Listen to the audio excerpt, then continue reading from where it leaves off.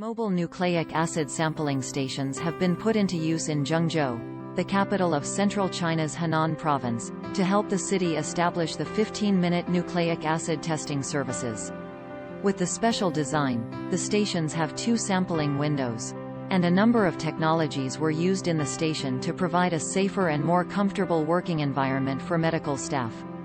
This workstation allows them to take off their suit and finish their job in an air-conditioned room.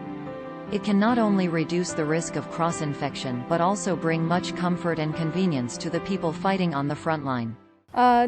第一次接触这个采样工作站，感觉比较方便。第一的话就是，我们去采核酸的时候不需要穿脱那个防护服了，因为穿防护服大家知道，冬天的话还好，但是夏天的话就会比较热，太闷了。感觉非常新奇，并且感觉很高科技。然后我们市民的话，经过这儿可以随坐随走，非常方便。It's reported that 220 mobile sampling stations will be used around schools and residential districts.